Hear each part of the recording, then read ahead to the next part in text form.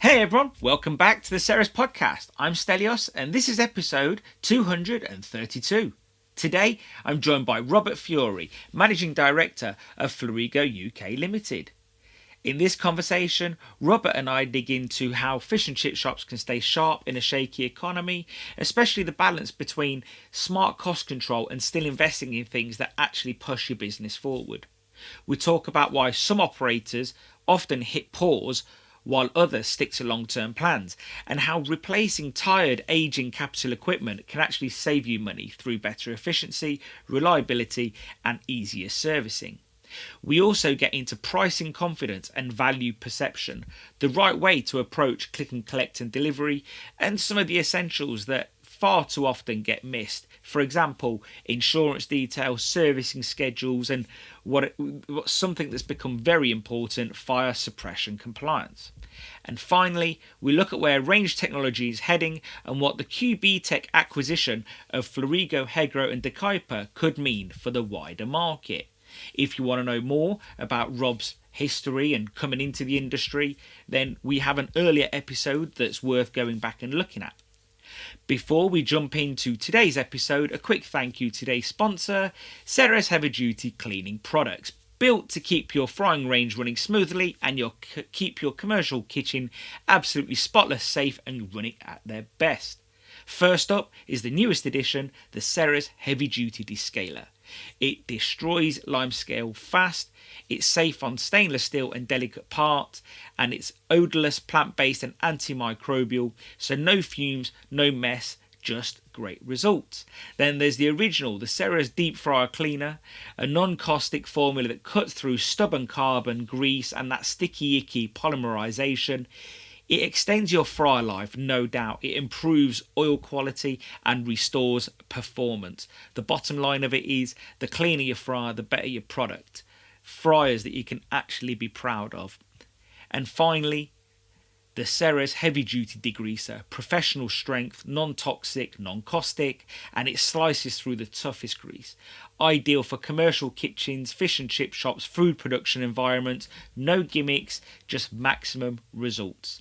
You can grab the full range at ceres.shop with free next day delivery across all of the UK. We also ship to Northern Ireland, the Republic of Ireland and the Isles. You'd be crazy if you haven't tried them. Before we get into today's episode, a quick heads up on two brand new packaging upgrades that we've just launched on the Ceres website, and honestly, they're already flying out, but it works. First up, tamper-proof bag labels. If you're doing delivery or collection, or even just collection for customers, these are a total no-brainer. They seal paper bags fast to keep the heat in and the weather out, and they give customers instant peace of mind that their order hasn't been touched on the way to them if it's with a delivery rider. They look brilliant, they're seriously strong, they're also perforated so customers can open them quickly without ripping the whole bag apart. And they really do look the part and they really do work. You know, look at the likes of McDonald's, Burger King, all of these big brands. They're controlling that delivery aspect by making sure that riders can't get their little fingers in there. Secondary, these are great too. Our food pot safety labels, designed for gravy, curry sauce and mushy peas. You know, your customers will know the pain even if you don't. But if you've got a mushy pea pot and it's in transit and it pops and it leaks everywhere, it makes a meal that was perfect become what a mess in quite fast, a few seconds. These seals keep the lids locked down, they're tamper proof, and when customers peel one back it feels fresh, secure and properly cared for. Both products do the same things in different ways. They remove tiny frustrations that cause big disappointments, which means happier customers and more repeat orders. And you can find both on the Ceres shop right now. Surprisingly, stock is moving very quick. They've only just come out, so if you want them, get your order in really quick. One last thing, sorry to go on, But if you've signed up for the Ceres mailing list, you'll know that we've got exclusive offers, but we've also got a Black Friday deal coming this Friday. So check your inbox on Friday morning, check social media on Friday morning, and get your order in. You might as well get some great offers lined up, stock up and save some money. All right, enough from me. Let's jump into my conversation with Robert Furey.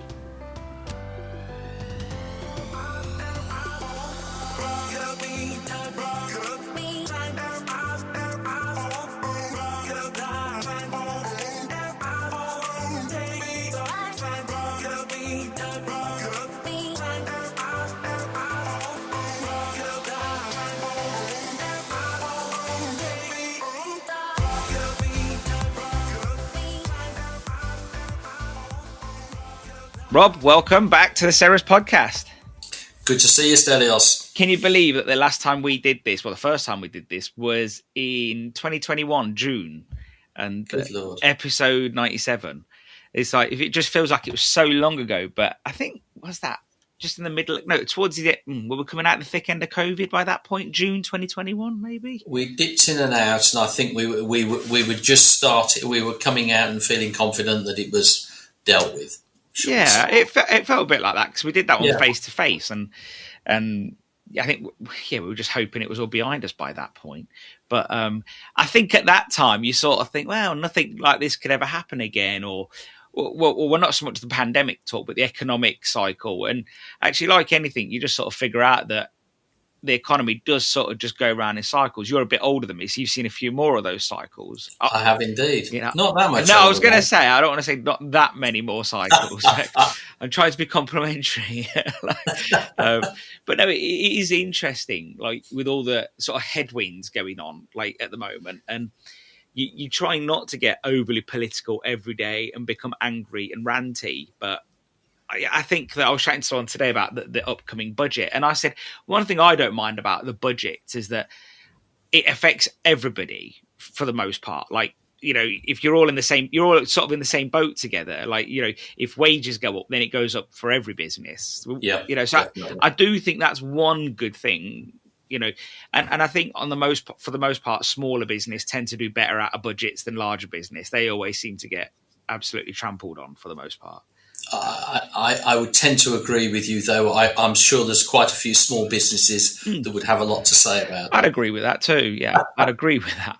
But I think it is, most things that always come in, like if you think of like the carrier bag tax, it's got to be, do you employ this many people or more? And it doesn't affect smaller business. So I do think there's those little things that they do sort of let smaller business off with it. Like a classic example, anything that affects 99% of the listeners of this podcast really affects someone like the Chesterford Group or Deep Blue.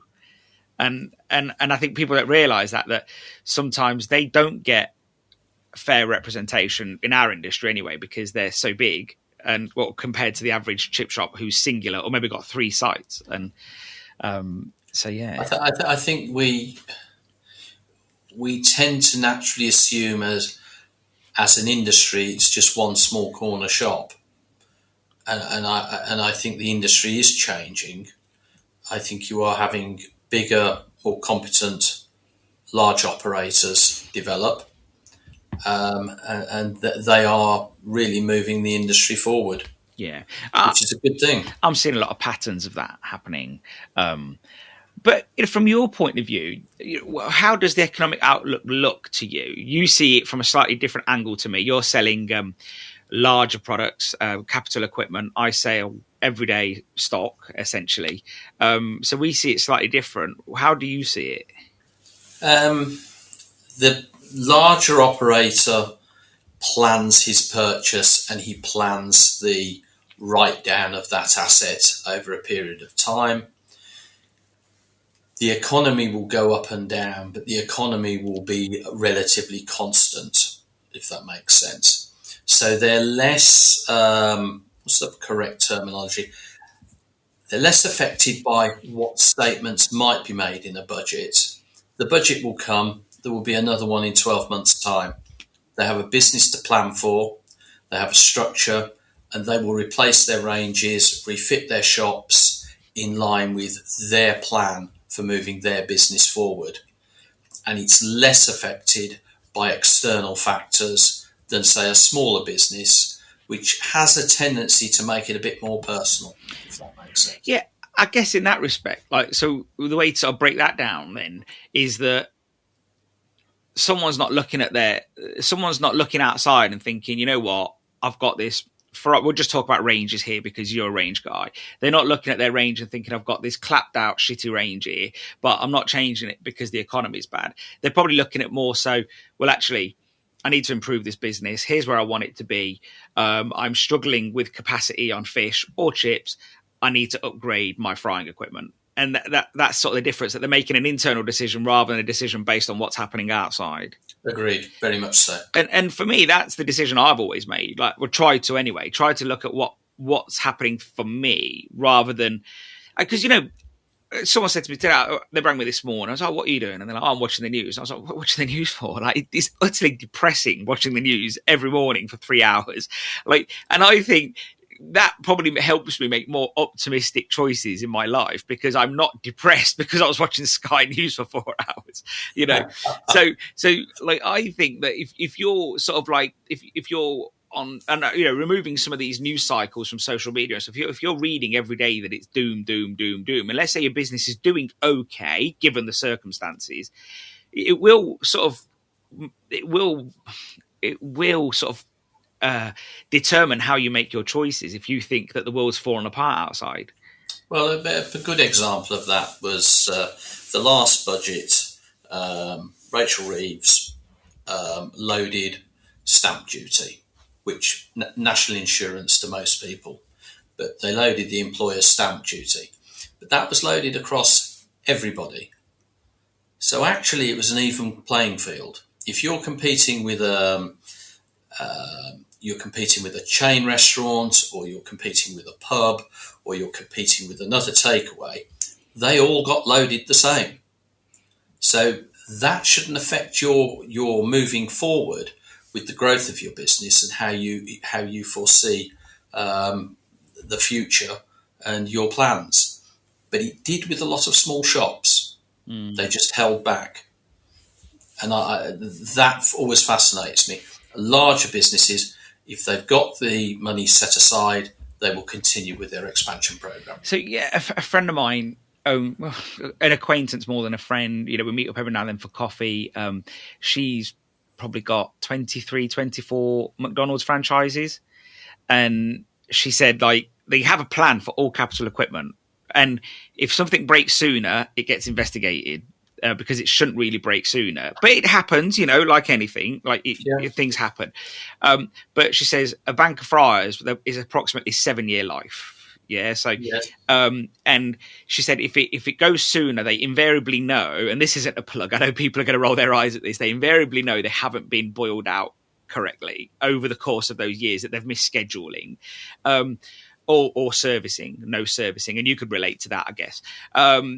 Good housekeeping and good servicing. Yeah, it's like, and also treating the equipment with respect. Yeah, a piece of kit will tend to last longer with an owner operator than it will with operators that are paid by the hour, turn up to work. If they've had a bad morning, they're going to take it out on the machinery. Yeah.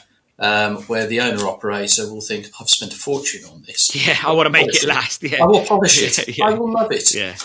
You know, it's true. And I think, you know, and to be fair, that they get 7 years out of those fry masters, which is pretty amazing. Like, you know, anything, because you think they're being absolutely battered daily, you know, and yet they've managed to get 7 years out of them. But it was just interesting that she says, like, you know, on year 7 or 8, they're not now thinking, let's eke out another 3 years, 4 years. They'll just, you know, it's in rotated out and another one comes in. And I think in our industry, you see, there's this argument sometimes where people say, and we're going to get onto it at some point, but like there's an argument where people say, well, if I paid less VAT, then I'd invest in my business. Well, I go to shops that have got ranges that are the same age as me. Yeah. Like, and you think, you know, they've got a Preston and Thomas. They're proud that they've been there since 1984. And you think, well, like, wow. Okay. Like, so the argument doesn't hold to me, because if that was the case, capital equipment, you know, it needs to be changed. It needs to be invested in. And I think, and I don't sort of get the logic that you don't understand either, which is, there is a difference between cutting costs and cutting investment. And that's something that I've been trying to put out over the last few years and discussing that. And I think if you cut costs, that's fine. Close from 2 till 4, close from 9 till 10:30, where you've got one customer coming through the door. Stagger staff. Cut down menu items that don't sell, because that obviously frees up cash flow. But if you then say, oh, well, that range or whatever it is, kebab machine, range, chipper, peeler, whatever it is that you've got, this capital equipment, oven, if you're saying, oh, I'm going to keep it for longer, I'm going to keep it going. Oh, it doesn't owe me anything. No, but it's costing you $4,000 a year in gas, and it's costing you $3,000 a year in servicing. It starts to make you think, is that worthwhile? I think there's other aspects as well. People get into the habit of keeping a piece of equipment past its sell-by date, but they make no provision. If you're going to stretch the timeline and sweat the asset, you need to have the money ready so that that you're on borrowed time. If that asset suddenly fails, you should have already had the money in place and the plan as to how quickly you were switching it out. And quite often what you do have is people will go past a set period of time, they're on borrowed time, but they get comfortable with that and they haven't prepared. So the money they had put aside, they'll spend it on something else. So when the asset finally does fail, they haven't got any reserves and they're not ready for it. Yeah. Then that becomes a big damaging part of their business. Yeah. I was at a shop not long ago. Nice chap, very pleasant. And I can't remember what Dutch range it was. It doesn't matter, but the range must have been 14 years old. And he was having a whinge saying, that one of the range engineers went out and they said, well, we can't get these pans. We don't have them in stock. It's 14-year-old range.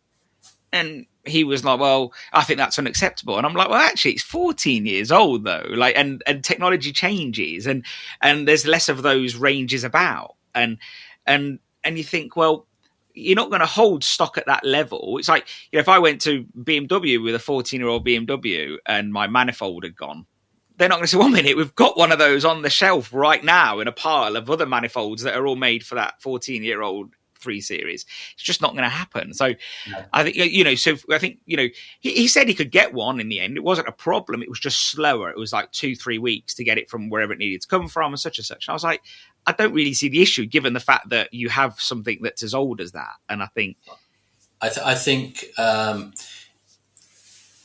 if somebody's running an older piece of equipment, either they keep spares, or they accept it's not going to be repaired as quickly. But by the same token, the whole psychology of their business, if they were somebody who was hungry and pushing their business forward, they would be monitoring the failure rates of that piece of equipment, speed at which it's repaired, in other words, how much downtime there is. And when it gets to a point where downtime is too much, that's when it should be replaced. Yeah. And if you're moving, it fascinates me. Some people, you can have a piece of equipment, it can last 35, 40 years, but you are supporting that piece of equipment. Yeah. Where when you buy a piece of capital equipment, and it'd be the same for yourself if you buy a forklift or a new wagon, you buy that piece of equipment to make your business run smoother and more efficiently. And I think when people have something that's that old, they've slightly lost sight of what it's there for. It's there to take, in the case of a range, raw product, it's there to cook it so it can be served consistently, hot and perfectly cooked. Yeah. Now, an older range can do that, but it takes a lot more work on behalf of the operator. If the operator's looking to get a consistent product out, he needs to be buying and working on the latest equipment, which will assist him rather than him having to assist it in giving an excellent quality product time after time. But that's a choice of a businessman. That's the choice. They've got priorities. and they have to list their priorities according to their needs. And I think this is where I get impressed with someone like McDonald's, a company like McDonald's, because, and anyone that listens to this regularly will know that I do sort of like them as a business. I think they're very smart, but their whole job is how can we serve more customers in a time frame? And if any part of that equipment is slowing that process down, or like you say, flips on its head where it becomes you're now assisting the equipment, not the equipment's assisting you. Correct. That equipment is out. Like, they look at all the data. If it's a liability, it is out the way. And I think that's where we don't really learn from that in our industry. And I think, I was at another shop early this year, like right at the beginning of the year, and it was an oldish shop. It was in the Midlands, and it wasn't his shop. He was renting it, and he had this range in there. I mean, I don't even know what range it was, if I'm honest. It was just like, how you get these, like, after, like, even before this, but for a long time, there was ranges that sort of just anyone built that look a bit like a P&T, but wasn't a P&T. It was like, I don't know. It's a cottage industry. Yeah, it was just, I don't know what it was, if I'm honest. But he seemed happy with it to some degree. And, and it's not his shop, he's pan renting. So he's going to be happy with it because he ain't going to put a range in, is he? Like, but it was really weird because it's like, he was happy-ish with it. And after you're there for half an hour having a coffee, it starts to come out a little bit. Oh, it's a hunk of shit. Oh, it's crap. Oh, I can't stand being around it. I ain't got the money to buy a new range and my landlord won't put one in. And yet you look at the other end of the shop and like where the front door is, and there's this whole area that's like sort of squared off for the moment. And he's put in a dessert business there. So in the same shop, but a dessert business. And I was like he said, I've been to Turkey when I bought all this equipment from Turkey, blah, blah, blah, ice cream machine, gelato, whatever, all this stuff. And I was like, okay, mate, if you looked outside the part of the Midlands that it was, like it's cornetto country at best. Like, yeah. And I like a cornetto. So like, I'm not making fun of it all. Like it's cornetto, but it's like, he's doing all this dessert bar-ish and all that. And I'm like, he spent 40 grand on all this ice cream machinery and freezers, and such. So yeah, waffle machines. And I was like, do you not think you should have bought a new frying range, like for 40k? And he's like, he couldn't understand the logic. He was like, why would I do that? And I was like, he's looked at that if he does nothing with the range, the money that's coming in each week is going to stay the same. And then if he puts his dessert offer down the far end, that'll be on top. Yeah. And he's not measuring the fact that any business that stands still is actually quietly dying. Yeah. So he hasn't looked at the fact that business needs support and needs to be constantly looked after and nurtured for it to continue to thrive. Yeah. I think it is just madness. And look, I think what you see, actually, on one point, one thing I haven't mentioned to anybody else, it's just something I've been thinking about lately, is I think the model of pan renting is dead. I think that was something that was quite big. I'm sure you remember it when you had chip shops back in the day in the 90s, all 80s, 90s, maybe 2000s. I think now, with the way that the industry is, with aggregators, with digital sales, with less cash coming through the till, I think pan renting is probably not a viable business anymore. And that doesn't mean it's not good business. I mean, it's probably just not as viable because there are some good landlords out there. But I was with someone recently and he's got quite a few of these shops that he lets out, and he said he had 4 that were all rented out, and I think it was about 3 months ago, everyone basically said we don't want them no more. And he was after, I think, 12 to 15% pan rent as the landlord. And I just said to him, well, you can obviously take less if you want. And he said, well, why would I do that? I'll just sell them. And again, shops ain't selling for what they were either. I think that's changed as well. I think the margins that we had back in the 90s they seemed better. We always look back with rose-tinted glasses, and I think things are more competitive nowadays, and you have to be more efficient in how you work. Yeah. So if I go back to probably I wasn't in fish and chips at that time, but if you went back to the 80s and 70s, they were making money hand over fist. You can afford to be quite slack in your operation because your margins are so good.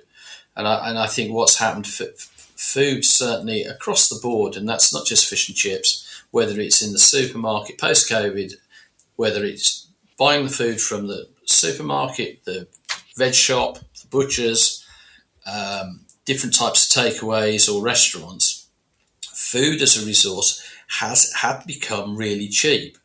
And it's not now. It's starting to become more expensive, and you have to respect that more.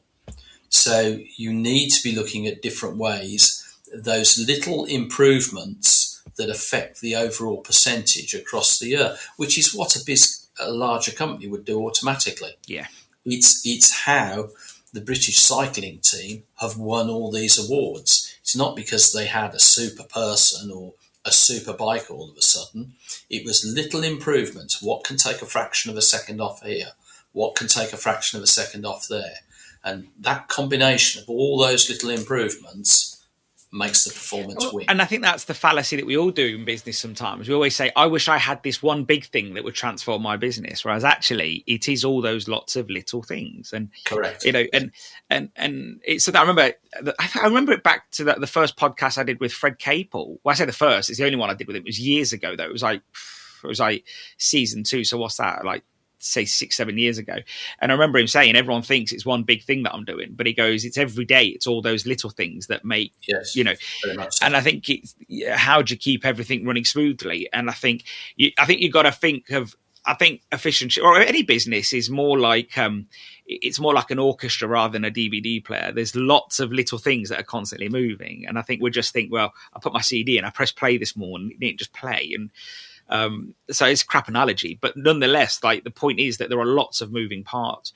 What, given the current economy and what you've been sort of seeing when you're out on the road, I know you mentioned earlier briefly that some of the good shops are doing better and some of the other ones aren't. What are you seeing? What, in terms of the value perception of fish and chips? I know you're a range salesman and a business owner, but you've also had fish and chip shops and you also purchase and eat fish and chips. What's your outlook for fish and chips, do you think, at the moment? It's quite interesting. I think it's a great time to be selling fish and chips. Now, a lot of people would put their hands up. There are things that are fighting against us at the moment. And you touched on the economy. The economy is a global economy. We currently have a very dodgy ceasefire in the Middle East, and we have a war in Europe. And that war in Europe is affecting any cod or haddock, any fish quotas coming from the Barents Sea, which is there's a levy on it, quite rightly so, because nobody who's an aggressor to another country should be profiteering at the same time. That being said, the quotas for cod, I think, over the last, and roughly speaking, they've pretty much halved over the last 3 or 4 years, which has affected the price of cod, and that's made it more, a more difficult thing to sell. But if you do a good product and you're proud of your product, you should be quite happy to sell it. Price-wise, I don't think we do a very good job of explaining it. I hear loads of doom stories about the price of fish and chips. Well, I go back to what I said some time ago. 32 years ago, I used to sell fish and chips for £2.50. $1.90 for a piece of cod, which is about 8 ounce, and a portion of chips for 60p. But I was only paying my staff £2 an hour, and that was the going rate at that time. Today, price of fish and chips should be around £12, and I think minimum wage is roughly about £12 to £14 an hour. So I don't see the change. I still see it as excellent value for money. It's not a highly processed product. It's from natural resources, and it's sustainable. So if cooked properly, it should be respected and enjoyed. And it's great value. I think one of the things, like last night I went out with a friend of mine for something to eat, just something casual in Coventry. And it was a burger place called Seven Bone, quite trendy. We got 2 burgers, and then we shared a big fries, shared some chicken skins and some halloumi fries, and 2 drinks. And and it was like 48 quid, something like that. 48 quid. Didn't bat an eyelid. It was fine. And it was busy. I wouldn't say it was like rammed, but it was busy. Yeah. Yeah. And I did think to myself, like, I didn't have any question about it. I just paid it and went. Like, I didn't think, wow, that's expensive. I sort of just knew that that's what it was. They weren't harping on about the price of beef. They didn't give me a headache about it. It just was the price. And they didn't have to sell anything either. It was just, here's the burgers that we do. Yes, some trendy names, and that's it. I didn't see the customers looking at each other in a funny way either. And I think sometimes our industry will make a real big deal about how much things cost.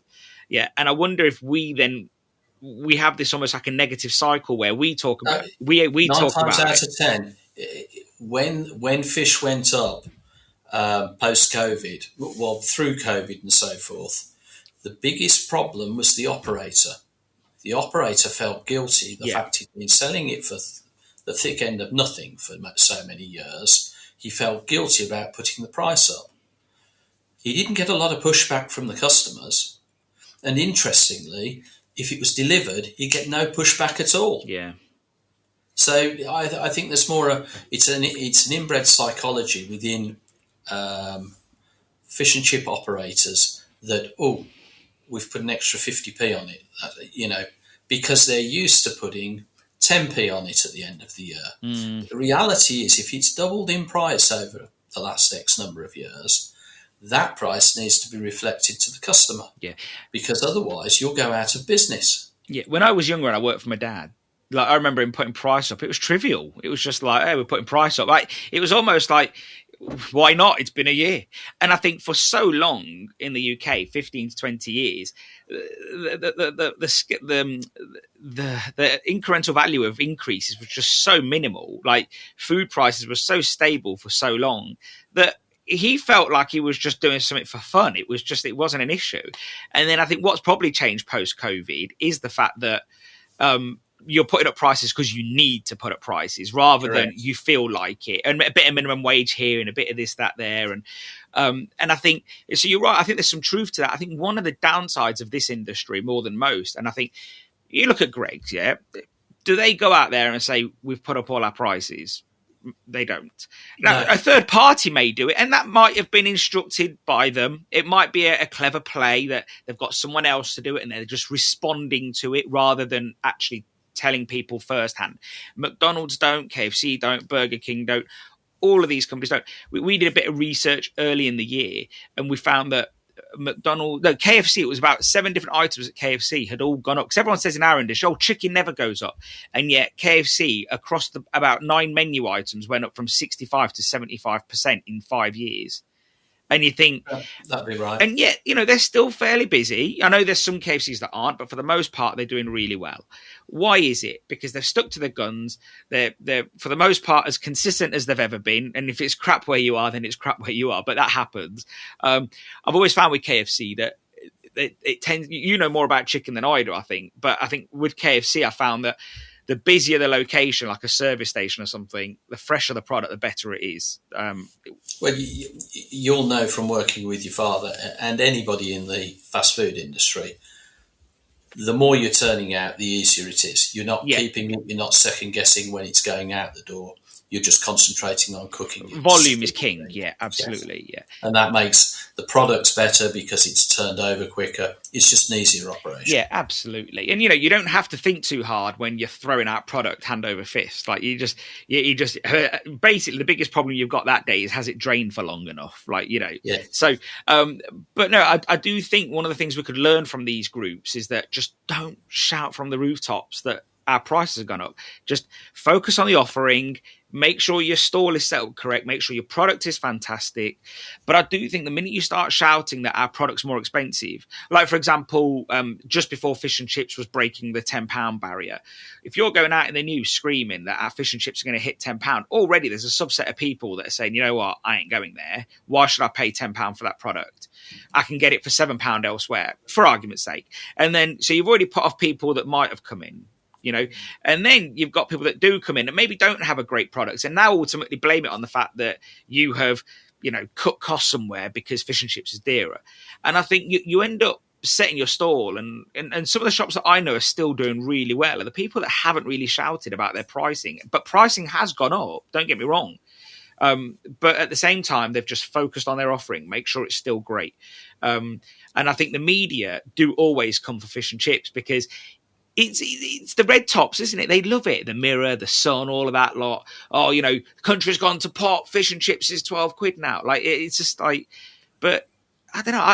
I think fish and chips, people always say anecdotally as well, like fish and chips always sort of mirrors the price of living wage or minimum wage.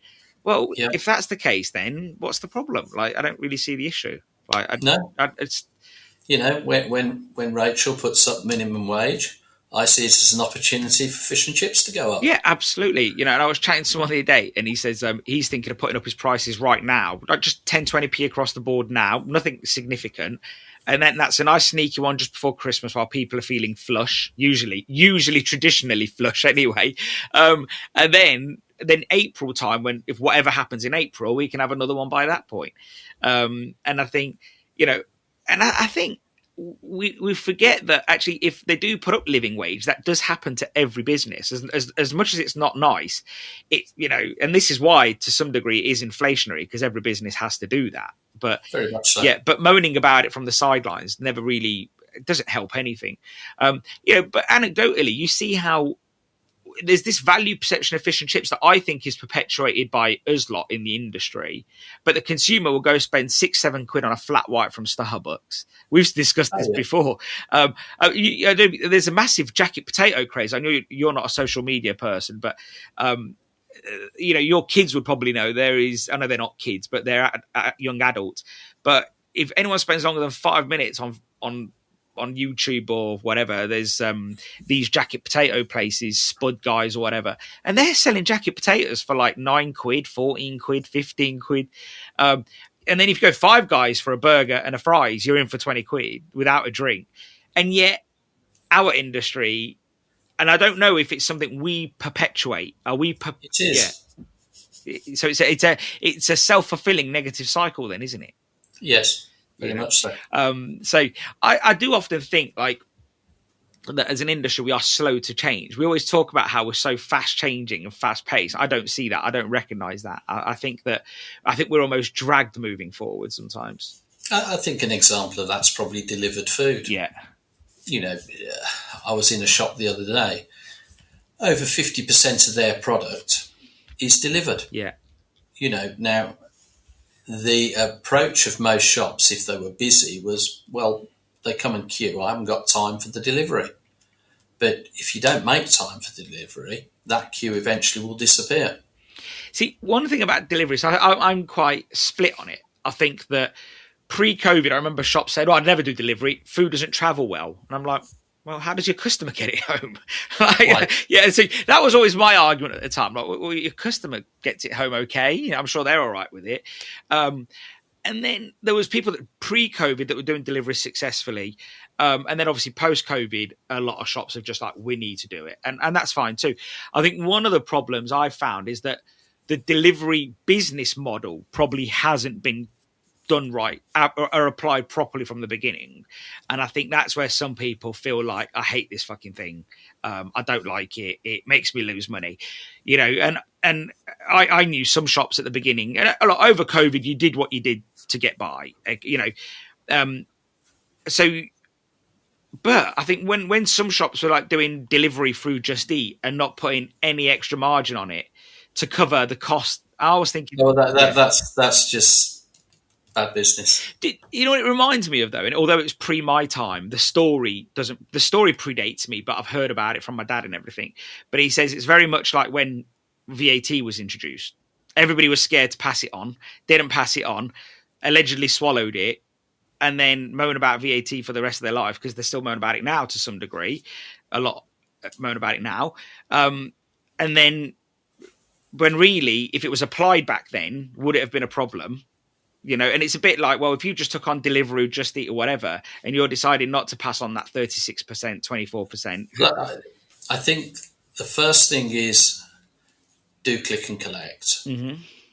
If you master click and collect, you've mastered the art of receiving an order by computer, cooked it for a set time when someone's come to pick it up. So the whole operation that you need for delivery is mastered with click and collect, and the customer takes it away. Now, the good news about this is those customers on click and collect will spend 15 to 20% more than the customer that walks into the store. And it'll also take you roughly half the time to pack it that it does with answering somebody in the store, because the money's already been taken, the decisions have been made, it just needs to be put together. That's also easier for somebody who isn't necessarily Mr. Sociable. They can pack that without interacting too much with the customer, which you may laugh, but it's the ability to be done. If they master that, the only thing they've then got to do afterwards is look at, do I put it in a car? Do I have a third party come and do it? And so forth. But they've mastered the art of what you need to do in a shop. And I think that's an important thing to do. I do to some degree. Don't you miss the old days to some degree? Like my dad, I know he's had a stroke and he's not as well as he used to be, but I can see his face now when he sort of sees the effort my brother goes to. It's like, is this system working? Is that system working? We've got all these different systems, touch takeaway, pre-O-day, you see the screens there, you've got order tabs. And my dad, I think he's at risk of having another fucking seizure looking at all this shit. He's like, what is all this? And you can see someone in their 50s now, 60s maybe, thinking, I'm in this trade. It's turned on its head, because they would remember the day when they just opened the front door at lunchtime and builders and old people would just fucking queue up and get the fish and chips. Yeah. But that goes even further back. So if you go further back, you just had to open the door. Yeah. Then the next stage was you actually needed to have a decent, clean shop that looked inviting. Yeah. Before they didn't bother. Yeah, you have sawdust on the floor. So then all of a sudden the level of the shops had to be improved. Then you needed to train the staff to do more than just grunt. So there's been an evolution which is good for the customer. If you want to bring more customers in, it's entirely your choice. But if you put click and collect in and you then eventually do delivery, you will have more customers than if you don't. Yeah. Now, if you take somebody in their late 50s who possibly looks at that technology and thinks, this is not for me, that's a natural progression that their business will slow down, keeping pace with them as they slow down. Or they choose to sell and move on. And that's not to say that everyone in that age group thinks like that, by the way. That's a generalisation. Yeah, I was just generalising, but I know lots of people at that age who are really in it and getting involved, and they are excited by all the new developments. So I think there is a big mix. I was just stereotyping for the sake of conversation. So it is interesting though, but a friend of mine, he does nothing like this. He's in a little village, very busy shop. No click and collect. It might take phone calls, but for the most part, it is just, we're open. We're frying for 24 hours a week, and he's always busy. But I guess you've got to know your area too. If you're in a cosmopolitan area, these are things that are just very much people are used to. You order, for example, when I take the kids to McDonald's, my first focus is finding a seat because I've got 2 kids. Yeah. I don't want to go up to the machine and queue. I'll go get a seat, order it off my phone. Yeah, that's fine. Yeah. If I go to a Starbucks, I'll do the same sometimes. I'll just sit down and they'll bring it over. Whereas there's other places, if you're in a little community, little village, you just, set your stuff down, go up and order your drink. So I do think it is horses for courses. It all depends where you are. But I think the technology is here to stay. I think it's here to stay. And I think it's a good thing for the industry. I really do. Yeah, I'd agree. Yeah. So, but I think one of the things that, that I can see where people get peed off, and everyone through COVID got dragged kicking and screaming anyway. I get it. But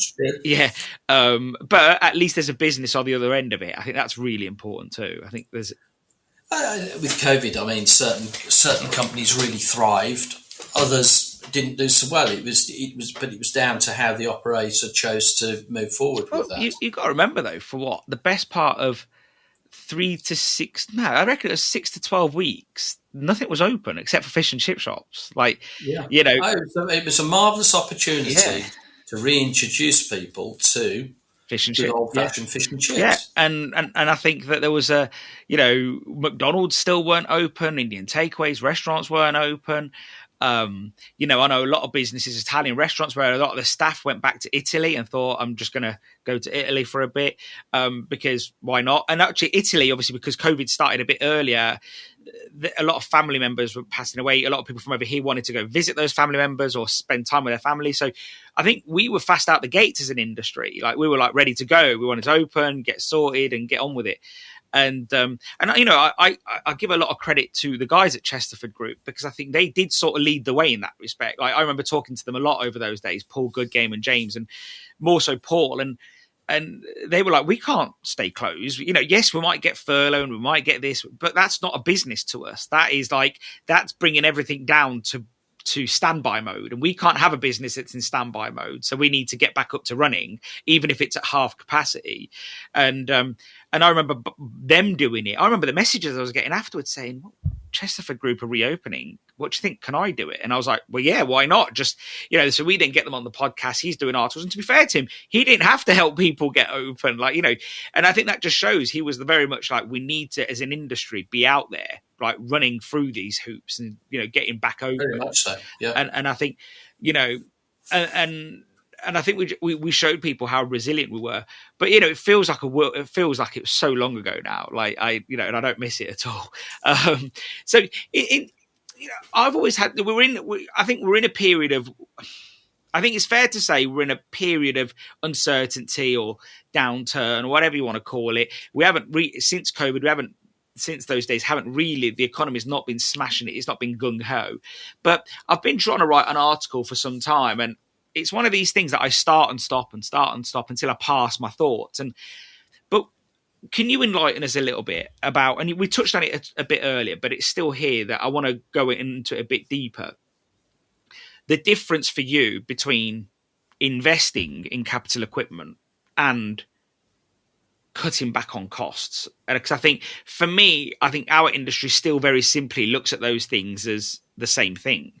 But I don't think they are the same thing. I think that, there's a difference between me cutting back on staff at the warehouse and then not buying 300 grand's worth of equipment to blend product in. I think sometimes buying new equipment does save costs. Yeah. But you have to be open-minded and look at that. We'll use a range as an analogy. If you buy a brand new range today and it's replacing something that's 30, 40 years old, you're going to save on gas. You're going to produce a better product more consistently. You'll be able to concentrate on the queue as opposed to just the fish in the pan, because the piece of equipment's moved forward that much. And the newer the equipment is, the more efficient it is at working. It's the same as if you buy a car. Years ago, if you bought a car that's 150 brake horsepower, 10 years down the line, you'll be lucky to get 90 brake horsepower out of it, because the engine has worn down over the time.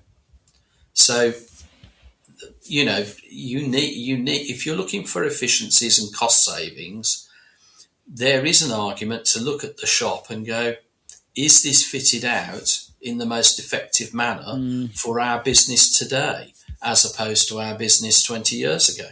Yeah. And that's a conversation that you need to have with your fellow members in the shop, and decide whether that's worth moving forward. Yeah. And I guess sometimes just stepping back out the business and looking at it through a different lens really helps. Very much so. One of the questions I see even now in the fish and chip groups that pops up almost weekly is oil filtration worth it? Even today, in the year 2025, like people are still asking that question. I'm thinking, come on.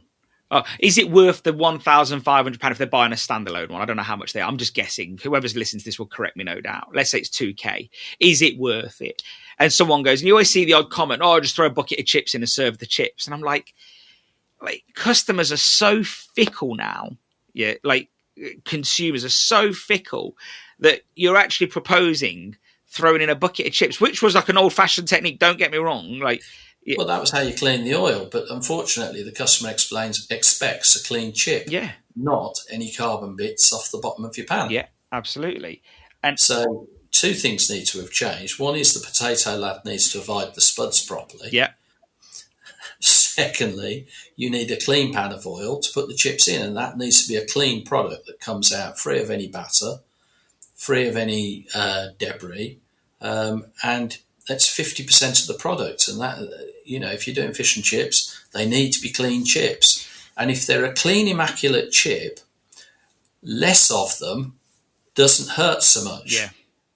Where if they're something where you're not eating half of them because they're either have eyes or they've got Bruise, debris on yeah. them, then you've got to give more away, and that's not profitable. Well, you give more away, but it's actually, again, it's counterintuitive because the customer's like, couldn't eat more of those shit. Like, you think, like, and again, like, it just baffled me a little bit that that's some of the decisions that you see people making, and you think, but again, this is just generalizing because there's operators that I know that would never do that, and like, but I do think, like, how can we be still having these conversations about oil filtration in this day and age? And well, I think it stems mostly if you're a fish and chip operator, you become cocooned within your shop unless you socialise or you look at what other people are doing. Sorry to interject there. Benika Ziniu from Filed Fish Yes, Bar. I do. He's a good friend of mine, and I know he's a customer of yours. And but he's termed it as a medical condition. It's called BRS. Yeah, and it's behind the range syndrome. Yeah. And I think behind the range, you're the cleverest person you know. You're doing everything, as the best as you can. No one's going to tell you otherwise. No rep is going to come and tell you what to do. Better than them. Reps are thick, They don't realise that sometimes reps would see 100 shops a week. They sometimes you can learn by watching. You can see what's good going on. So, yeah. Sorry to interject there, but I just wanted and it's about talking to different people within the industry and similar industries. Don't think because it's a gastropub, he doesn't have the same problems that you have. Yeah. And he or she will tackle those in a slightly different manner, and there are always lessons to be learned. Yeah. But if you don't communicate with other people within your industry and similar industries, you won't move forward. Yeah, no, I'd agree with that 100%. And again, you can learn from lots of different operators, like, bakers, and there's just so much you can learn. And I think, if you close your eyes to learning, then that's when things start to become a problem. And I think, correct. And I think that's where you probably feel like, oh, this is feeling stagnant. I don't want to be in this industry no more. Whichever industry that is, by the way. I often think of industries that have almost been decimated, and everyone says this is going to happen to fish and chips. I just haven't seen the same pattern, but look at what happened to butchers in the 90s. Now look at butchers. They've become artisan, a place where you want to go. Whereas before it was somewhere you had to go. It was just another butcher on a high street, I have to say, go on. The butchers that are operating are far better now. Absolutely, yeah, and it's somewhere you want to go to. I want to go to the 3 butchers that I have in my local town because they're all bloody great. Every single, we've got one that is in our Dobbies. They rent the space there, but only under the provision that all of their meat is locally sourced. And the other guy that's in Atherstone itself, again, all locally sourced. Staffordshire lamb. It's all really local. And you think, you know what? There's something about it is always nice. It's, they really do up their game. They really have up their game, shall I say. And then you look at car washes. Look at what happened to car washes. I think it was year 2008 or something. To get an IMO car wash would have cost about 800 grand as a franchise. And then you had lots of people opening car washes, doing them for really cheap, different nationalities, of course. And again, that's the way it went. And that whole business model was tipped on its head. And now, look, you can go get your car valeted for 400 quid or whatever they call it. I forgot what they call it. There's a special term for it now. I can't remember. You probably have yours valeted. No, I do not. It's way beyond mine. No. I was going to. Raphael Chandler gave me all the lowdown on where to go and how to get it done, but I haven't had it done. But, detailed, that's what, detailing. Right? Ceramic coating and this, that, and the other. And, there's a guy in Atherstone who charges £1,000 to go get it detailed and ceramic coated, and I'm like, does the bird shit roll off after it sticks? But anyway, and this is the weird economy that we're in. Actually, like, this is why I don't think it's the same as any other downturn, because usually downturns, everyone sort of like clamps down on spending, like in 2008 and other downturns before I was born. Like, everyone's like, don't spend. And now actually what you're seeing, that some high-end spending is really happening. And I think people choose differently. And one thing that I'm seeing is that people are really happy to spend money on something that has high value to them. Whereas high perceived value. So yeah, exactly that. Even though we're in it's a global downturn. Yeah. You will still see people chuck £800 out for a phone. Yeah, and the rest. But yeah. Yeah. And years ago, you'd have stood in the hallway on my dad's phone trying to have a private conversation. What was a private conversation? No, but I think, and this is what's flipped on its head. Like, I was in London a few weeks ago and I was walking past this donut shop, and it might have been the first few days they were open. And I just stood there watching, fascinated as you do. Maybe it was me being a bit old, thinking this queue was immense. It was probably like 50, 60 long. And then I was looking at the front, and then there was like a social media influencer talking to someone else saying, oh, like, how much are these donuts? They were like £9 for a donut, £9. Like, and I'm thinking, I in my head, I sounded like my dad. Like, I was like, £9. Like, it was incredulous. Like, but you think, like, to then think that people turn their nose up at £9 fish and chips. But I don't think that's true across the board. I think it's true that people turn their nose up at £9 mediocre of anything. Yeah, I'd agree. Yeah, whereas that donut did look nice, to be fair. It looked really well put together. It was like, you could tell it wasn't a Greg's donut. Yeah, you know what I mean? Like, you could tell. And some workmanship's gone into that. And you think, but to the person eating it, it's probably the best donut they've had all week. Yeah. Yeah. And I remember a few years ago, there was a company come to the UK called Egg Slut. Yeah. And everything they do was built around egg, essentially. Egg in a bread roll. It was from America. And I remember then thinking, £15 for an egg roll? Like, who's going to pay that? And yet they're still going, still quite busy. They're using really good quality eggs. And you think, again, people are willing to part with their money when something is fantastic. And this goes back to the filtration thing. Who's going to want to pay £4 for a portion of chips that was used as a filtration aid? Yeah. Quite. Yeah. And you're right. They need to be blemish-free, good quality. It goes back to Five Guys. Why is it Five Guys are still flourishing right now when their prices are higher than they've ever been? It's because you go there and the burger's cooked fresh for you, and it is nice for the most part. And if they get it wrong, like any place, they've got it wrong. That's a different story. But for the most part, they've stuck to their guns. They do what they do best. And I think this is where, probably because as a fish and chip shop owner, you're at the thick end of the wedge. You're at the coal face, as we say. So when you're having a bad day, you've got to act a little bit. And my dad always was good at that. My dad always say to me, your customers can never see. My dad, like, he was a cheeky chappy before. I do. He still kept, but he was like, we don't show what's going on behind the closed. If I'm having an argument with your mom, if I'm pissed off with the wholesaler or whatever, that's not the customer's problem. Like, we act through it. You mirror the customer's feelings, and if anything, be a bit chirpier. So if they're feeling negative, you be a bit chirpier. And it was like you were on show. And I think the same with that donut place that's selling £9 donuts. You walk in there and those staff aren't grunting. They're like, hey, how you doing? This donut's got caramel crappy stuff on it. Oh, and this one's got Biscoff stuff on it, and this one's definitely going to give you type 2 diabetes by lunchtime. And you think, I like making fun, but customers are making these choices, and yet if you go to the local chip shop, and I was at one recently, and the customer comes in, oh, how's it going, John? It wasn't, a guy's not called John, I'm just saying John for effect. How's it going, John? Crap. trade's gone to pot.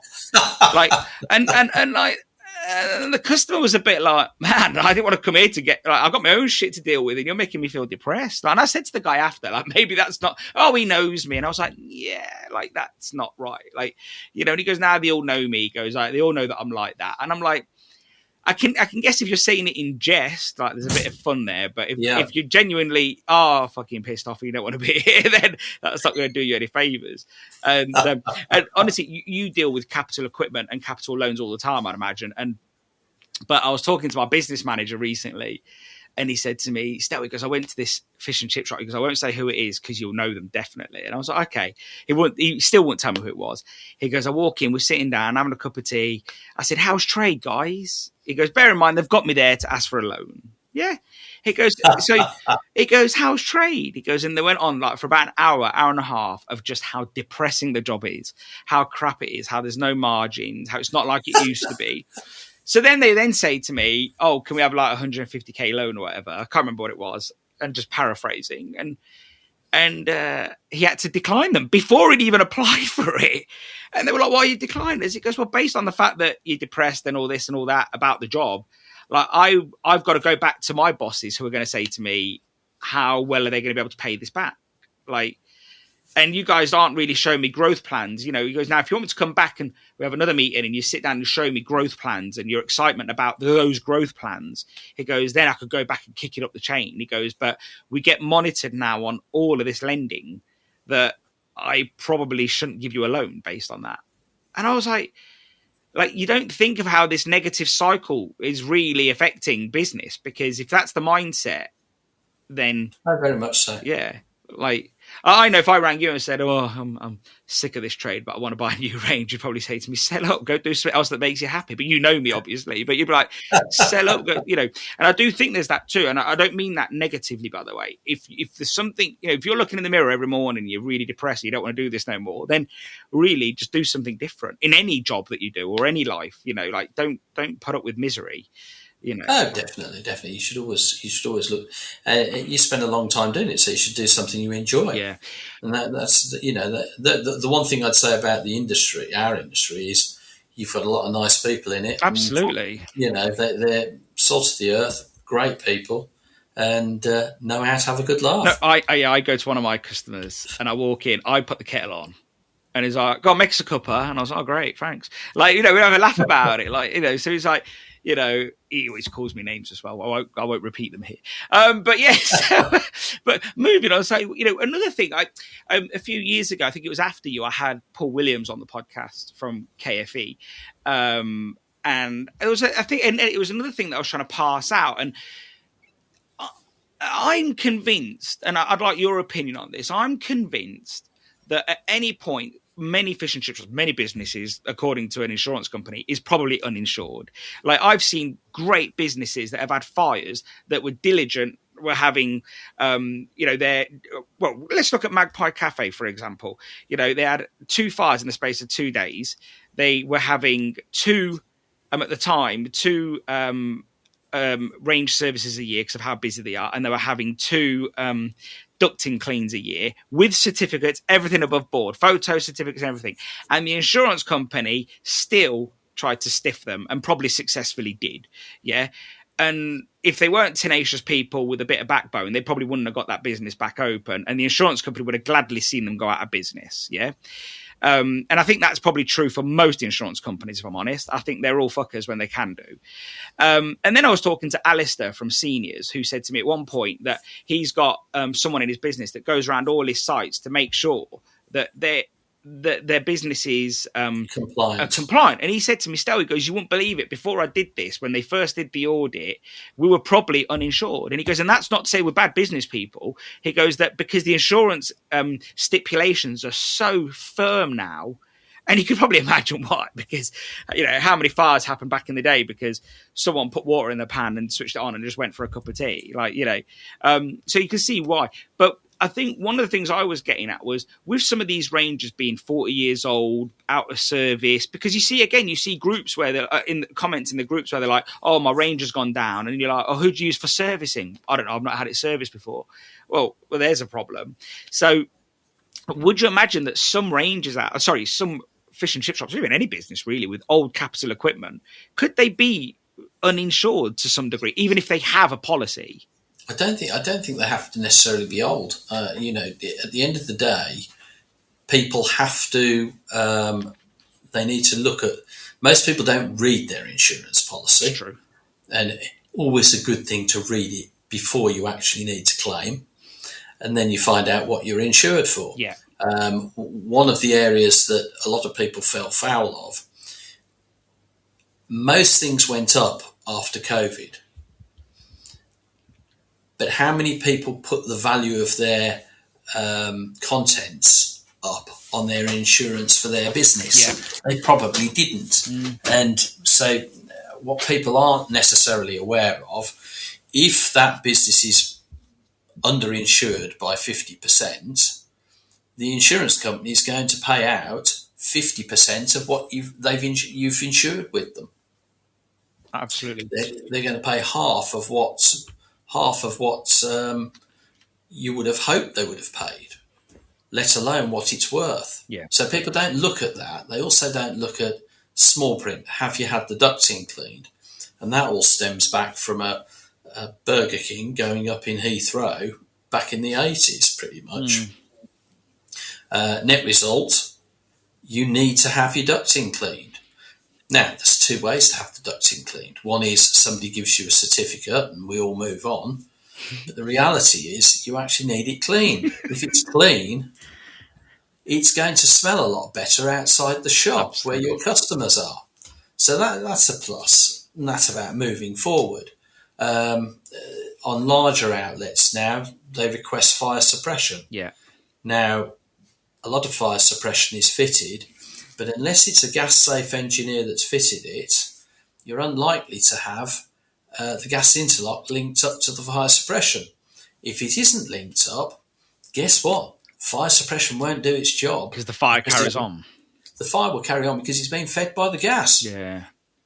And those are simple things. I mean, we're ANSEL approved installers, and all our guys are gas-safe engineers. So all of that's done with us. But if anybody who's had their fire suppression done outside with other companies should check that they have got it linked up to their gas interlock. I remember talking to an insurance guy years ago. This is like top level, and like these are the guys that go to Lloyd's and build the policies. Yeah.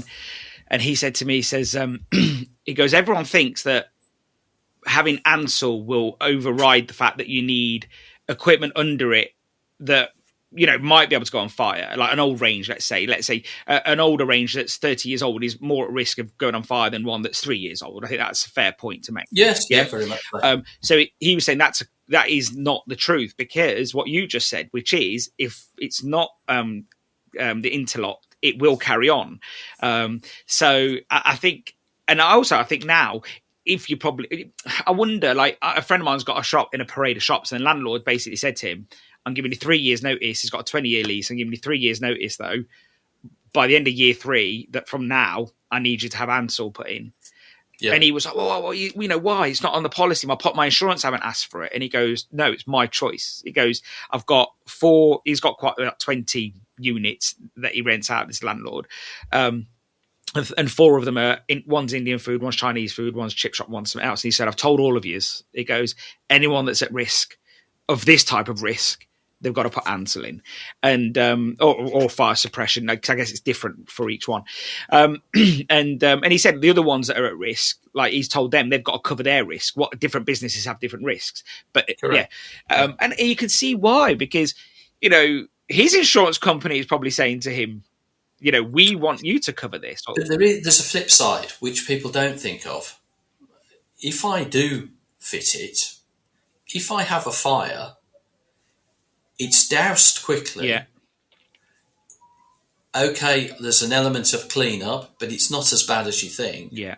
But I'm open the following day. Yeah, you're down for 12 hours, 24 hours. Where if I haven't got it, shop's gone and I've known them held out by insurance for 12 months. Yeah, well, and that's exactly what happened with our friends at Magpie, and others. They got hung on, and to the point where an insurance company would rather, especially when it's a big claim, an insurance company would rather see you go pop. They're not bothered. They don't care. Well, I don't think they want to see you go pop. But what they do is they will drag their feet, because at the beginning you think, well, I've got my loss of earnings, everything's good. But then after a while you realise that your customers are going elsewhere, and you're more likely to take a lower figure than because the tills aren't ringing. Yeah. And my advice to anybody, if you're in a position where you've had a fire, rightly or wrongly, I feel that if you've got the money, refit the shop out how you want, send them the bills, the insurance company, but argue the toss whilst the till's ringing with the customers coming in. Yeah. And you probably stand a better chance that way. And to be fair, the insurance company will welcome the fact that you've been proactive in getting back up and running. Yeah. No, I don't know. It makes complete sense. Yeah, my dad was very much like that.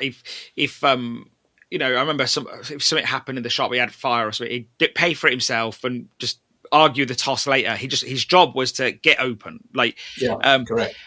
And I guess, in some ways, if you've been in business like my dad at that point for 30 years, you've got a bit of what's the word? You've got a rainy day fund by that point. You've got a war chest behind you. And that's what those war chests are for. It's for that. Because, like my dad said, I'm in a stronger position later to argue with the insurance company when I'm open and I'm trading again. Correct. And also at that point, I think my dad did once actually get a short-term loan from a bank as well, and actually just rang them up and say, look, this has happened at one of the shops. I want the money. I'm going to open it bigger and better and faster. We're going to do this, this, and this. And again, the bank gets excited when you're excited, like they do.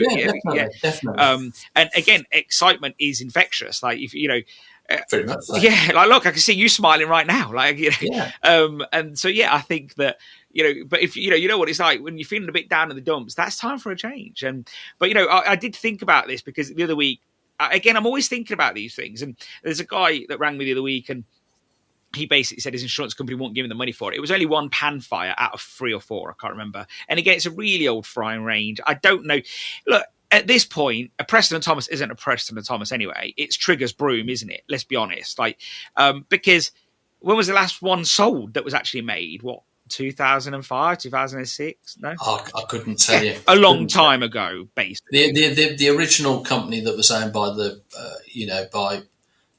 Preston family and the Thomas family, I think that's it's probably 10 years or more it's been gone. Yeah. So not being funny, any part that's been changed now, it is like Trigger's broom. It's not the same thing. If it's been serviced regularly, you've changed this, you've changed that, it's not going to be the same. And this isn't to bash old ranges or British ranges. It's just the fact that old versus new, essentially, and technology changes. But this guy had a pan fire on one pan. He rang up the insurance company and they just said, no, you're not insured, like not for one. And actually when it's one pan, just get on with it, change it, get open. Again, that's what my dad would have done. Like, I can spend days arguing with insurance companies, or I can just get open. But correct, my dad always, which is what you want to do. Yeah. At the end of the day, you want to you're there to trade, and you want to make sure that everything within your power is there to continue to trade. Where do you see range technology going? Like we always talk about this. Like I thought years ago, like if I'm honest, if you asked me pre-COVID, I know you'd use that as a goalpost really. I thought, I did wonder, are we going to see where people are moving over to electric ranges? There's less to go wrong on them. Was that going to be a thing? But I think most people that have gas mains always stick to gas because they think, well, why not? It's 4 times cheaper than electric. What's your thoughts? Are we going to see anything big coming forward? I think you'll see more efficiency. What's happened with ranges over the last 20 years is they've become more user-friendly. Okay. There's greater safety levels in them. They assist the fryer more. There are more. If a range stops working today, 9 times out of 10, it's a safety switch that's tripped rather than something fundamentally going wrong. So that's good. They're more efficient on the burn of gas. Electric ranges are very efficient as well. That comes down to, is electric power going to be cheaper than gas moving forward? And that would swing, because an electric range will do just as good a job as a gas range. But if the price of electricity is double that of gas, you would tend to go to gas unless there's no gas available, if that makes sense. With electric, there's less to go wrong, am I right? In terms of the makeup of a range, like there's no burners underneath. The burners sit inside. Well, not burners. They're electric. Pan longevity is greater. Yeah, because the element tends to be within the pan as opposed to under the pan. Yeah. So there's less wear on the pan. You probably use oil faster, I guess, because you're heating the oil directly as opposed to indirectly. Well, the art of oil management is not to put too much power into the oil unless you need it. And if you need it, although you're working that oil harder, it should be going out on the product quicker. Okay. So there's a balance to be had on that. There are other methods. You've got induction, but it doesn't produce enough power at the moment within the ranges. That may come forward in the future. So there's a number of different things that are developing, and moving forward, they will become more user-friendly and more efficient at saving the customer money. Yeah, I think so. It's constantly evolving. We strive, certainly at Florigo, to try and make a better product each year on year. How can we do it better? And we always look at that, and we're always looking to innovate. What happens, just broadly thinking, in this country where they're starting to mix gas with hydrogen? Like, does any changes need to happen with the ranges, or not really? Well, they're not going to mix gas and hydrogen together. Oh, okay. Because we'd all end up blown up. Hydrogen can be used within a gas network, as in the pipework that you need for gas is similar to the pipework you need for hydrogen. Okay. How hydrogen burns is slightly different. It burns at a higher temperature, slightly higher. Forgive me. That's right.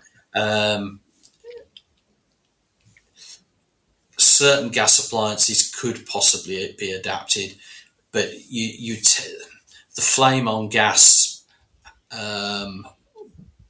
the flame on gas performs slightly differently to the flame off a hydrogen burn, if that makes sense. So allowances have to be made for burner technology behind that. But in principle, if you were to swing a grid over to hydrogen and you were to design a burner to handle the hydrogen, yes, it can be done. Yeah. So, I don't know. I've always thought that, people still buy on what their infrastructure's like anyway. So, like I said, if someone's got mains gas, they're not going to say, "Oh, I'm going to get electric," because they just see as mains gas makes sense. It's cheap, it works. But I do wonder, like, have you ever done the calculations to see, like, over the, let's say, longevity of 10 years, what actually comes out cheaper? Have you ever done that math? I haven't, but I would, if I was to take a stab at it. Gas is always going to be cheaper. Oh, really? When you calculate all user costs, so the cost of a range, the cost of servicing, the cost of everything. Yeah, I'd still say gas probably comes out ahead. Okay, to be fair, yeah, over a 10-year cycle. Yes, I would say so.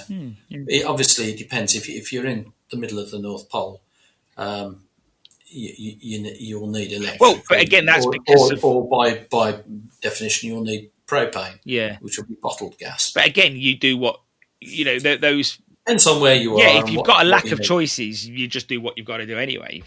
So the power that's used to power a range is usually governed by the factors around the shop or the kiosk that you're looking to do. For example, if we've got 10 stories of open windows above the shop and nowhere to put a flue, we're using electric because whilst we can deal with the smell, we don't want to poison anybody burnt gases, if that That makes makes sense. sense. And I think what another big factor other than infrastructure, again, is probably going to be landlords. It's going to be landlords saying, I don't want this equipment within my business. It depends on most landlords are fairly, as long as there's an adult conversation between what's being put in and what the landlord has certain needs, the operator has certain needs, and there's always a conversation to be had. And invariably, the landlord's concerns are based on hearsay rather than sitting down and understanding it better. Having a proper conversation. If you go back years ago, the biggest dread in takeaway was, oh Christ, I don't want a fish and chip shop near me, it'll smell. Well, actually, there's other takeaways that smell a lot worse than fish and chips, and the smell sort of got dissipated now that the extraction's better, the extraction's cleaned, it's silenced, and you can treat the air as well. Yeah. So there's a whole load of things that have moved on. Did I tell you what my dad did at one of the old shops he had? Oh, God. He was meant to have. He had it was in a small town, very small village, and it's a parish, yeah. And they said, "Oh, you've got to have one of these air purifiers." And I remember what he'd do. He'd had like a lemon bottle in it, like a lemon concentrate, and you could smell it. I think you could smell it in the room that it was in because it'd drip on the floor and you could smell it. But when they'd come, the environmental health, the light switch that was on switched on the air purifier. So when you opened the door and switched on the thing, it would then make the air purifier make noise, but he'd never switch it on otherwise. It was just because, like, it wasn't even bothering him, but it was just like, why should I? But yeah, my dad...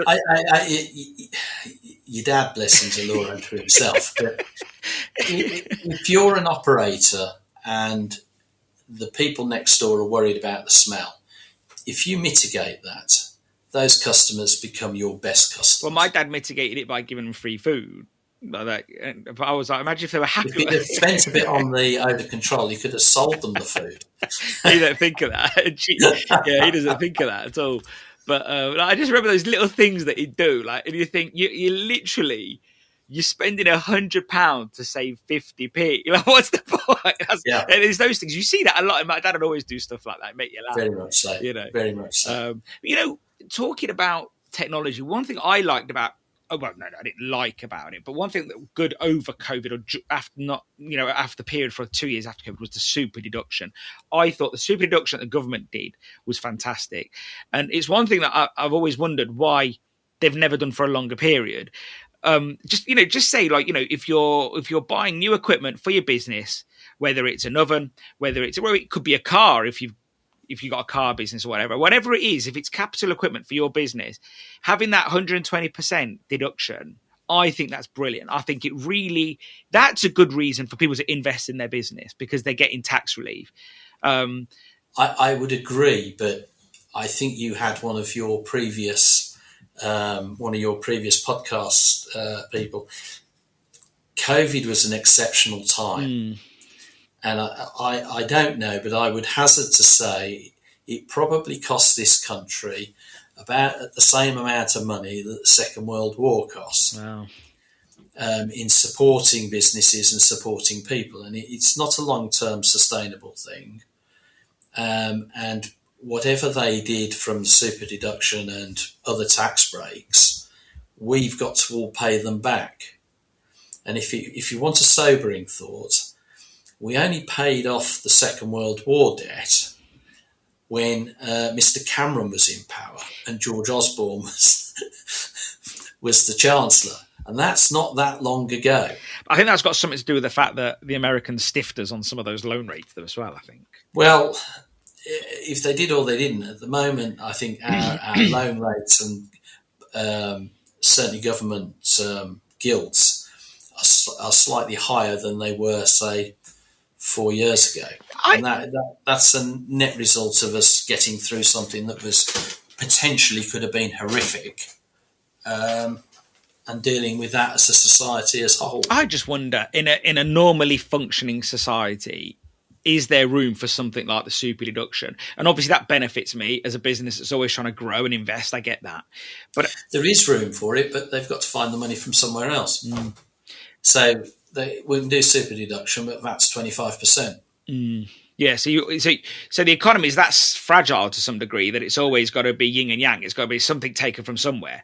Well, it is, but the other thing is, and irrespective of your politics, if the global economy is somewhat limping along, whatever the Chancellor does, they're in for a kicking.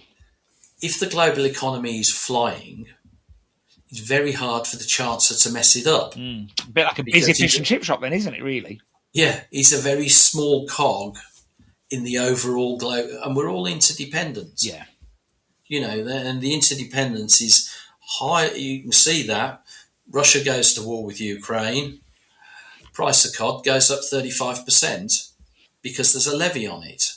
That affects the chip shops. So, interdependence is a good thing because it reduces the likelihood of war. Yeah. But when you have war, it upsets. It all breaks everything. Who knew prior to that war breaking out, wheat would go up, because it turns out we buy an awful lot of wheat from Ukraine. Well, we don't actually buy any wheat from Ukraine. The UK, wheat's my thing. I don't know if you know that. But I have yeah. But we buy. They're a large producer. They are basically the breadbasket of Africa. Yeah. Ukrainian wheat pretty much goes to Africa. A lot of Russian wheat goes to the Middle East. The UK pretty much has a tiny surplus, and we buy some better wheats or bread wheats from like Germany or France or Canada. And that's purely because we want to make nicer breads. But for the most part, the problem is that because that wasn't available to supply to the African countries, there was a huge... The UK wheat disappeared abroad. Yeah, exactly. And that's what happened, because all of a sudden, no matter what... You see, this is the thing, where we all want a free market economy until that happens. So we want a free market economy when everything's running nicely. But then you see, 1 minute, the Chinese are buying the cod that we can't buy from Russia. That ban it. Oh, 1 minute, we should stop such and such from buying our gas or our wheat. And that doesn't really work like that. Who stepped up and supplied pretty much most of Europe with LNG gas when the war kicked off? It was actually the UK, but we didn't really talk about it a lot because we were just out of Brexit and everybody wanted to bloody their nose.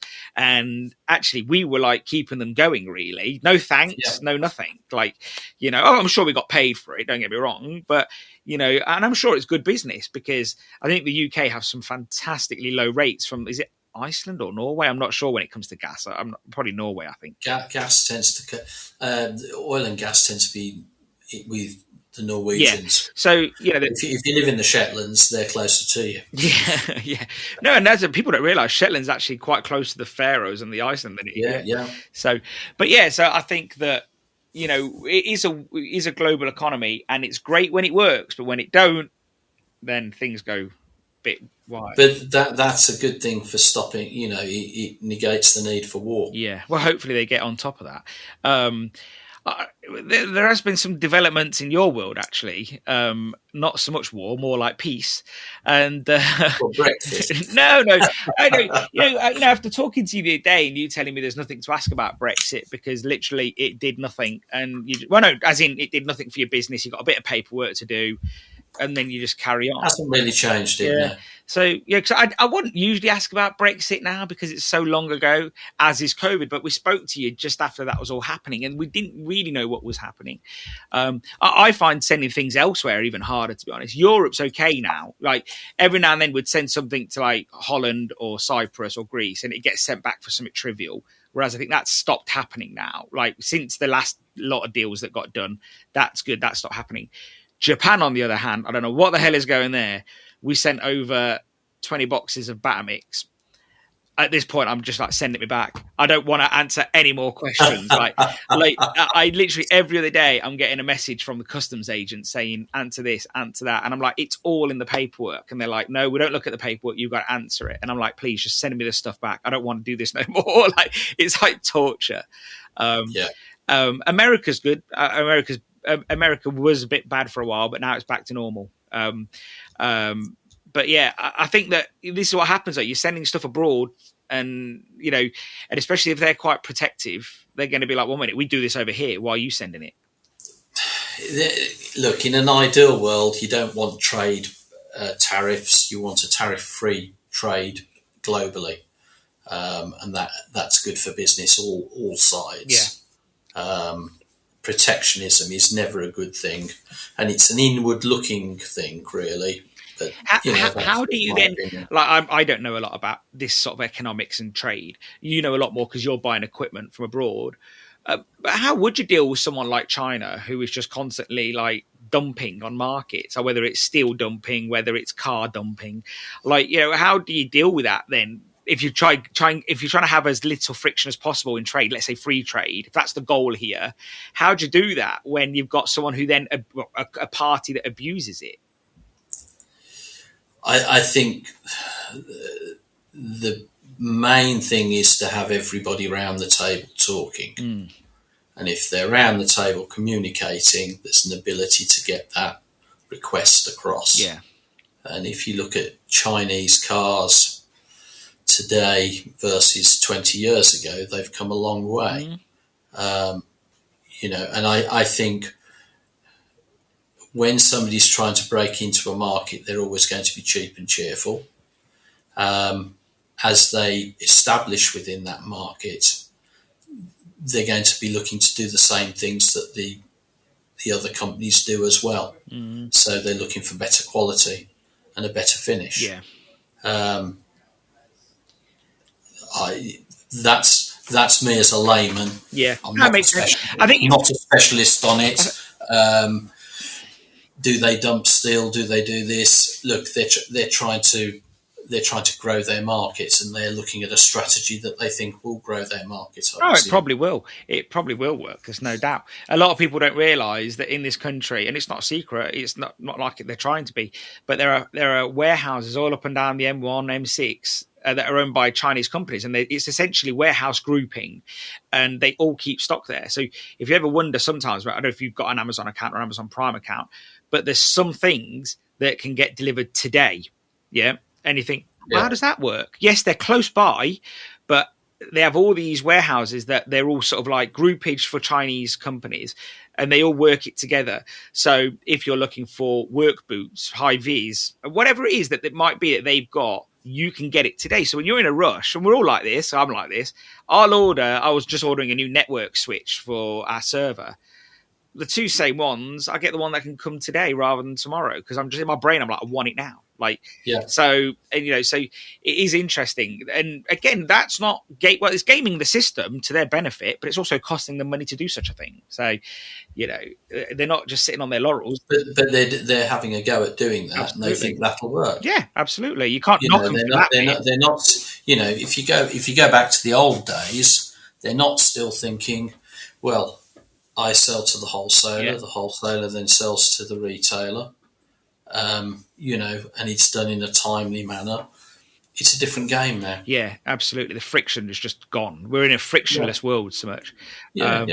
So where I was going with this, and we went Brexit slightly, although I was going to cross that off, because after you said there's no point, you said it was a bit, but and obviously there's not a lot to see here, as you say, but there has been, over the weekend on Friday, the story broke that QBTEC acquired Florigo Hegro, and I'm going to say this right. Is it DQPA? How do you say that? The Kuiper. The Kuiper. Okay.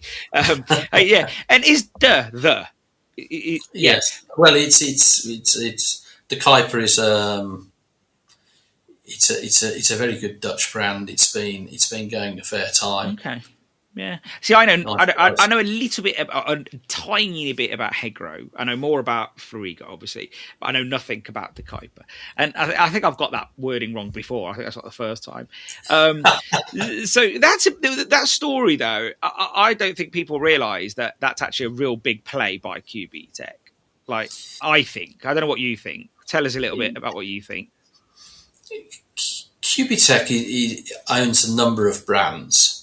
So it owns Cook, Perfecta, Karemco, Smito. Yeah. And that's for frying ranges, isn't it? Yeah, That's Cook's small kitchen that's it. equipment. Smito's more lightweight. Yeah, vans and You'll such. see it more on vans and stuff like that. And then you've got Karemko and Perfecta, which are both Shop ranges. Dutch. What the fish and chip industry know as Yeah. ranges. And those brands have been built up by QBTEC over a number of years, and over the last 6 months or so, there's been discussions between QBTEC and Ducat, which is Ducat frying equipment, BV, and they own the brands Florigo, De Kuyper, and Hygro, as you mentioned earlier. QBTEC have looked. There's been it's been a buyout of Ducat by QBTEC, which is no different to the best analogy that most people understand. Volkswagen own Audi, Bentley, Lamborghini, Skoda, Seat. They even own Ducati, the motorcycle company. But they're all run as individual brands, if that makes sense. Yeah. There's not an amalgamation. So if I have an Audi, I would take it to my Audi dealer and I get my Audi fixed. And Audi come out with different innovations where Seat or Skoda would come out with other innovations. But we wouldn't take our Audi to Skoda to get it serviced and vice versa. So that's probably how you want to treat this news. QBTEC has 2 agents in the UK. It's got KFE and it's got Florigo. Tanya, who runs and owns KFE, and obviously I own and run Florigo. KFE doesn't own QBTEC. They're just an agent. And like Sytner BMW. For people listening to that, they're like Sytner. Yeah, that's probably the best way to do it. But KFE is an agent for Karemko.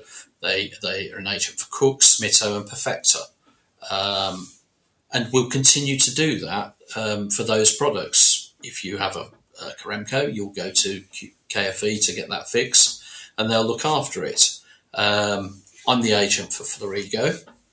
I own the UK operation for that, so you'll still come to myself if you've got anything relating to a Florigo, whether you're buying it, servicing it, spare parts.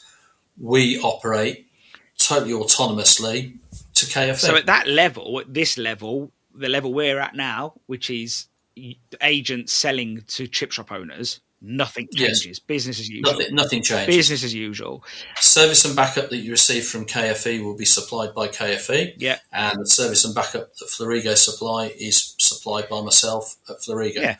Nothing will change from that point of view. But at the top end, that's where things could get a bit exciting, though, because I think so anyway. Because if I'm QBTEC and I've just bought all these brands, I've got all these brands in-house, like VW, you probably think, oh, can we share some technology? Is that, we're really good at doing X. I don't know too much about how you build ranges, so I'm just going to make it up. So you'd get an element of swap over, but which would be something that might be lost in the form of a relay switch or something within the workings. Yeah. But the reality is the style and the type of pan that we use in Florigo will stay the same. Yeah. We will develop our filtration is different to that of Karemko, and that will stay the same because we are a unique brand in ourselves, and we offer different things to what Karemko offer, and that will stay the same. Don't forget, even before Ducat was sold to QBTEC, Ducat owned Florigo, De Kuyper, and Hygro. QBTEC owned Perfecta, Karemko, Smito, and Cook. So both of them had an amalgamation of different ranges and different models for different types of markets. So someone like QBTEC is pretty used to this. They're used, because they've done it a few times before, haven't they? Yeah. And the plus side is, R&D, whilst done individually, is also there's an underlying R&D which all brands will benefit from. So from the customer point of view, it means that both Caremco will benefit and Florigo will benefit from improved research and development. Yeah, I guess it adds more to the pot, doesn't it? I guess. Yeah, and that then can be implemented either in the Florigo fashion, which will enhance that model, or it'll be within the Caremco situation. But they're totally separate. But they won't be amalgamated from the point of view of brand. Ducat in Holland, they carry on selling their cookery equipment. They've sold the range business, though, haven't they? They've got up. Yeah. So there's certain, because Ducat also owned Burke as well, which was a catering equipment. Okay. That's been sold off to somebody else. Okay, that's a different thing. So that's been sold off, and so Ducat frying equipment BV, which is the company that oversees Florigo, De Kuiper, and Hegro, will still continue, but it will be under the umbrella of QBTEC. Yeah. I was trying to figure this out though. Like QBTEC manufactured quite a fair bit of ranges before this. They're quite a large player, and I think it's fair to say that Florigo, Hegro, and De Kuiper make less than that. So now it's all going to be bundled together. That's a lot of ranges. I can't think of any other company that's making that. Well, that would making that sort of serious amount of metal every year, knocking out that many ranges. That's a lot of ranges now under that powerhouse. I don't know. I think Frymaster have a go. No, I mean when I say ranges, I don't mean modular though. I mean full range. But if you look at something like Pitco, Annetts, Hatco, and I can carry on. Yeah, they're all owned by Middleby. Yeah, Middleby. Yeah. So Middleby Lincat over here, isn't it? But yeah, Middleby Mark. Yeah. Well, so Lincat. So Middleby own Lincat over here. Yeah. They own Free, which is European. What I'm trying to say is, you still have lots of different models of fryer, but they might be owned by a whole, an overall holding company or an overall, industrialist. Yeah. So there's no difference there. Yeah. The only thing that it enables resources to be pooled to produce a better piece of kit. The customer wins at the end of the day. Yeah. It sounds like it. Some customers have concerns that the power base is obviously held by one company now. But at the same time, I think I was trying to say to that customer today. Well, technically in the UK, the power base is held by two companies. Yeah, that's what I sort of said. That in the UK, there's Florigo and there's KFE. Yeah, you've still got those two options, which then... And we still have to compete with the likes of Hopkins or Henry Nuttall or, and hosts of other range manufacturers. Yeah. No, it's look, I think a lot of us sort of like the story because it's a big development, but definitely. For then QBTEC, I'm sure it's big for them too, but it is also, well, we've done this before, and I was chatting to the MD there who was nothing but professional, and he was excited towards the end, but when we were just getting the story right initially, rewriting some of the story, he was nothing but professional and he seemed really excited about the development. So, nice guy. Yeah, no, absolutely. And there is something about the way the Dutch do business. It's very, it is very professional. I don't know how to explain it. It seems different. Germanic. Is that what it is? Is it? Okay. They're nice people, but they've got the efficiency of the German side. Yeah. And it's just a professional way to do things. Yeah. Well, let's hope the Dutch never go to war with anybody, because then there'll be a huge tariff on Dutch ranges. I think if you ask them, they'd all like the Gilder back, but we won't go there.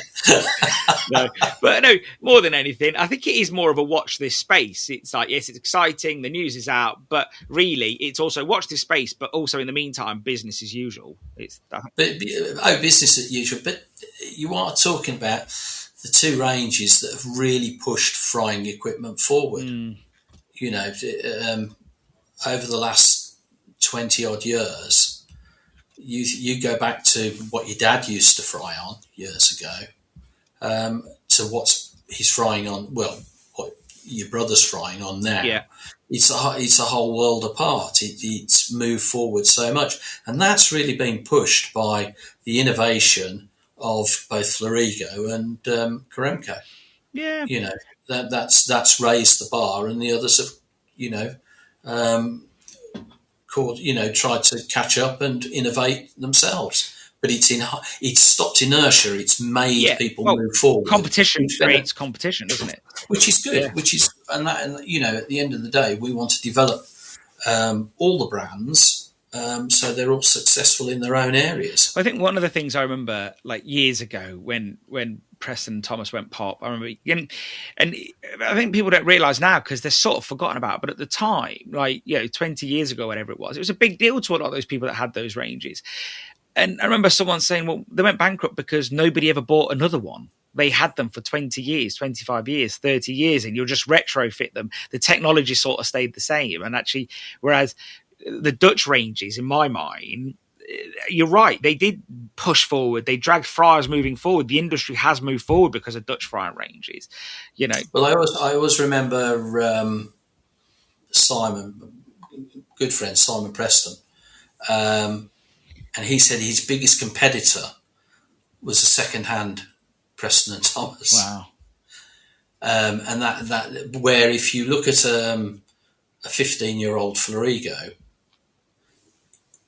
it's totally different to what we sell today. Yeah. No, absolutely. Yeah. You know, filtration's moved forward. The technology behind the controllers has moved forward. Halo lighting, mirrored doors, all of that has evolved over the last 15, 20 years. And it's streets ahead of where we were. You know, if I go back 25 years, filtration was a novelty, and it was a single pipe system back then. Yeah. Well, I think to some, filtration, based on our earlier conversation, is still a novelty. But joking aside, though, it isn't on a Dutch range. On a Dutch range, filtration... No, it's been there since the 80s. Yeah. And I think, you know... But I think, well, in your experience, just thinking out loud, though, and I didn't have notes for this, but what came first? Was it the Dutch being involved with crisping, or was it the Dutch being involved with frying and then crisping? What came first? Was it crisping or chips? Or both? I'm not that old. Oh, okay. So I don't know. Yeah, because I know that in Holland, there was... Well, years ago, when we looked at all ranges, there was Karemko and Florigo, which still exist, obviously, as you said. But there was also Karemko crisping lines, and there was also a Florigo crisping line. But there were separate sort of companies. But like, oh, you're on about the conveyor? Yeah, the big ones that are like... Right, so I know from a Florigo point of view that Floris Goes, who was the father of Reese, Ad, and Floris, he developed a conveyor fry line, which was new technology at the time, and he had an option. It was a global thing that would need to be sold all around the world.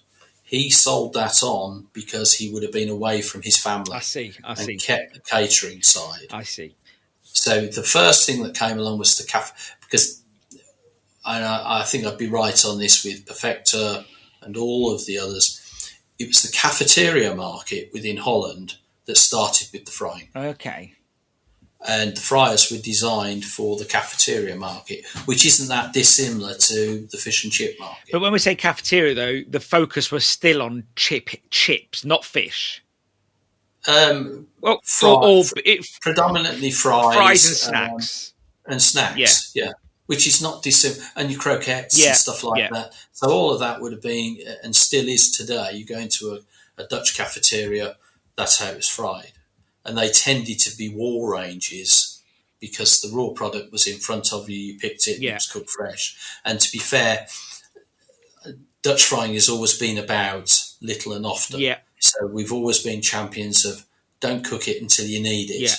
And I think certainly going back to your issue about fish, it works perfectly because somebody walks into the shop, I'll have two fish suppers, be it cod, be it haddock, and they're cooked off fresh. And if you've got the patience to wait for 4 to 5 minutes and have it fresh to take home, you can't beat it. Yeah. It's much better than if you go back to the very old days. The hot box would have been filled up. That's how I remember it. Yeah, doors opened, and the pans actually couldn't keep up with demand. So it was just about filling that hot box and then replenishing it as and when they could. Fill up the hot box, keep loading with chips until you start running low, put more fish in and bits and bobs, then load up the chips and Yeah. So those days have gone. People want it freshly cooked. So people don't want a fish that's sat on the rack for half an hour. They want something that when they place the order, it's battered, it's put in, it's cooked, and that hot box is purely to drain the product before it's packed. Yeah. And we do an excellent job at Florigo in providing that sort of product. Yeah. And we make it easier for the fryer to be able to keep up with demand. Yeah. No, absolutely. One last question. As an industry, we've discussed all the challenges, but what do you think the opportunities are? Like, just to finish on a positive note, although I think it's been a highly positive podcast anyway, what do you think the opportunities are for the industry? I think the exciting thing about fish and chips, still being eaten by as many people as it ever was, but it's sold through different methods. So if you went back to the 50s, the only place you bought fish and chips was a fish and chip shop. Today, I can get it in a pub. I can go to a Michelin-starred restaurant and they'll have a twist on fish and chips. Whether it's a gastro pub or a cheap pub, they'll sell it. I can get it at a quick service restaurant. I can get it at a fish and chip restaurant or a fish and chip takeaway. So it's sold through far more different avenues, and it's a cracking product. And it is loved by everybody. You wouldn't get a twist on fish and chip if it wasn't a popular product. A Michelin-starred chef wouldn't do a twist on fish and chips. Yeah, he wouldn't bother. It's because it's such an iconic product. Yeah. From the industry, with regards to the industry, just do a good job. Be passionate about it, cook it fresh, and serve it out of a nice environment. Yeah. Can't do better than that. So no grunting from staff. Try not to grunt. Oh, Rob. Well, thanks for today, mate. It's been good. And thanks for giving us the lowdown on what's been going on. And let's not leave it 5 years this time. Let's get... Well, it's been a pleasure. I'm more than happy, but, And one of these days, we will grab that coffee that we keep saying. Every time I see you at an event, it'll be like, let's grab that coffee. Like, yeah, okay, let's do that. Yeah. Even now, I do. When I was looking at the email link that I sent you, it was like, when are we meeting for that coffee? It was like 2 years ago, which we still haven't done. So I know. So, busy people, just, but it's great to catch up. Bad at planning. That's what we are. Yeah, definitely. So, all right, mate. We'll have a great day, and we'll talk again soon. And you, all the best. Cheers. Bye bye. And that's a wrap with today's episode with Robert Furey. Now, Black Friday is just around the corner, so make sure you're on the Ceres mailing list. We always have great offers, giveaways, and lots of festive surprises coming up, and you'll be the first to hear about them. But first, get on there, look at social media come Thursday and Friday, because we've got loads of great Black Friday deals coming. As always, Ceres is here to help your business thrive with great products, genuine support, and real conversations that make a difference. Thank you so much for listening. Take care, and we'll see you on the next Ceres podcast.